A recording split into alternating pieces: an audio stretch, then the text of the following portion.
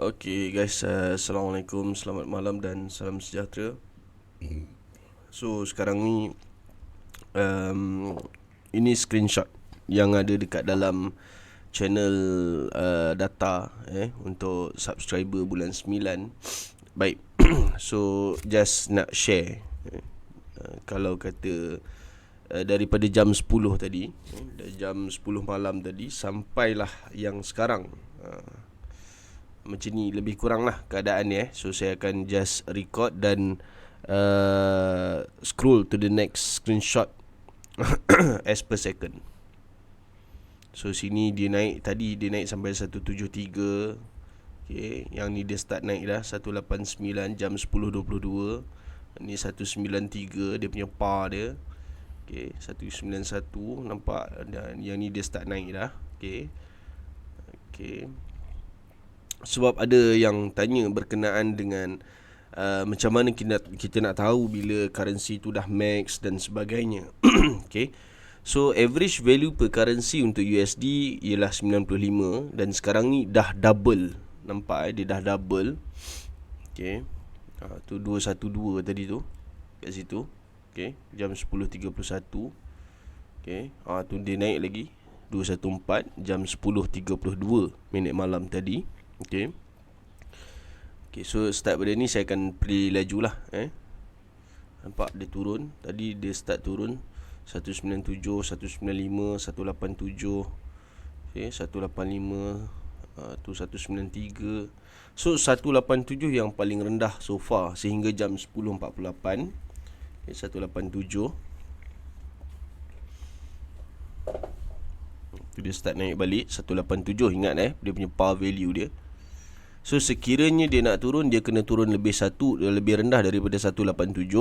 Then dia akan menjadi orang kata apa, dia akan pecah par price. Par price tu dia akan jadi shilling price balik. Konsep yang sama je sebenarnya dengan SBR, RBS, support resistance dan sebagainya. Cuma kali ni dia dalam bentuk angka. Okay, tu dia naik balik 201, 206. Tu dia tinggi. Sekejap tu 210 jam 11.30. 11. Tu 212. Okay, saya start dari sini. Ni 208 11.26. 11.26 47 second 210. Okay.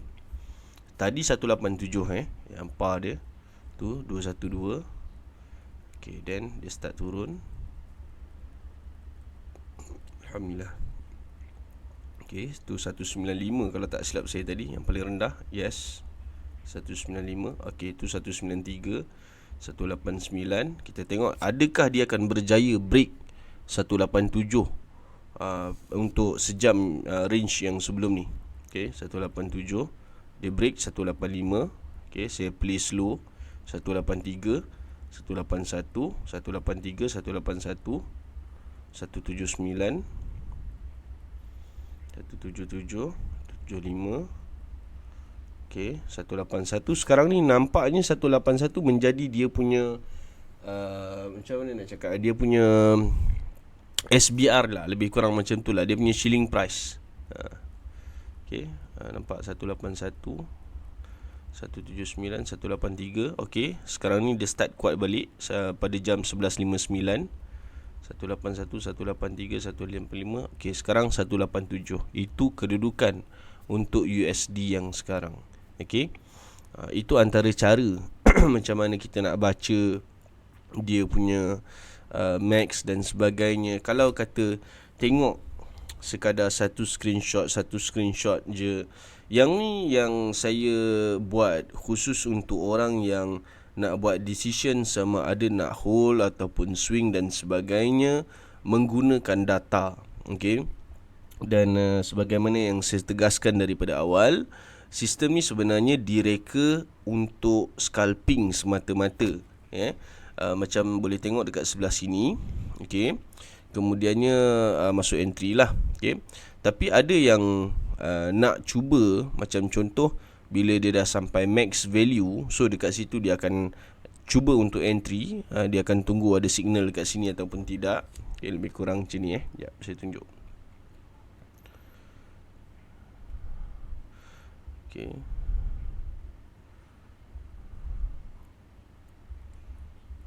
Dua satu kosong, 212. Sini tak ada signal lagi. Okay, untuk USD. Ni ada signal untuk USD buy. Tapi saya prefer kalau kata dalam keadaan macam ni untuk sell USD instead of buy. Okay. Yang ni dia keluar signal sell. Nampak? 11.25. Kemudian pada jam 11.27, 2 minit selepas tu dia keluar signal buy. Nampak? So kalau kata dalam keadaan macam ni nak buy, boleh nak buy, tapi kena betul-betul scalping lah. Sebab bila mana dia dah mencapai kepada max, so apa yang kita target ialah kita nak dia kita nak ambil yang dia punya totally max dia. Okay. Masalah dia sekarang ni ialah kita tak boleh nak pastikan sama ada sesebuah currency in total dia punya max dia betul-betul dah sampai max ataupun belum, kita tak boleh. Jadi disebabkan itu, yang pertama dekat bahagian bawah ni, potential of max currency value based on real time data yang ni, yang mana saya telah reka satu formula untuk kita mengukur nilai berapakah kadar kemampuan sesebuah currency itu tadi berdasarkan kepada data yang semasa untuk dia mencapai kepada max. Jadi sini 210, dekat sini 216. Maknanya kalau kata dia dah sampai sini, dia boleh hit on 216 sebenarnya. Okay. Dan SOD ni pula merupakan satu formula yang dalam bentuk percentage, di mana dia punya max value dia ialah max figure dia ialah 100%, dan dia punya minimum value dia ialah negative 100. Tu dia. Okay. So boleh nampak pada ketika dia mencecah 212 pun sebenarnya SOD dia masih lagi 95%. Dia masih lagi belum totally max, belum lagi. Okay. Sekarang saya akan cuba fokuskan hanya kepada SOD sahaja. Saya tak tengok value dan sebagainya. Kita tengok dekat mana yang dia 100%. Okay, saya stop sekejap. Sekarang dah 10.54 10.30. Nampak? Pada jam 10.30 dia menunjukkan yang mana SOD dia 100% dekat situ. Tapi kalau tuan-tuan ingat, jam 11.30 tadi dia hit on 212 kalau tak silap saya. Dan masa tu percentage masih lagi 95. Dia bukan 100%. Okay. Jadi apa yang saya cuba nak sampaikan ialah data ni dia berubah-ubah. Kita tak boleh nak kata 100% dan masuk. No, tak boleh. Kita nak kena monitor. Perlu monitor, tengok macam mana. Sebab saya menyediakan data hanya sebagai orang cakap macam cukup rasa lah kan. Cukup rasa. Bila masak nak kena ada garam, nak kena ada aji, macam-macam lah kan. Kalau masak nak bagi sedap kan, contoh lah. Tak boleh lah kalau goreng ikan semata-mata je. Contoh, ni contoh. Okay. So begitu juga dengan trade. Mungkin dalam kita punya pengetahuan teknikal dia agak terbatas kan. Jadi kita memerlukan some factor yang boleh membantu kita dalam membuat keputusan. So macam saya prefer on data.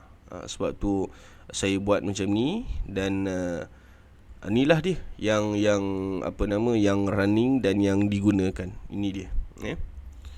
Nampaknya USD dia naik balik sebab tadi dia turun sampai 17 something kalau tak silap saya. Tu dia 177, 179. Okay.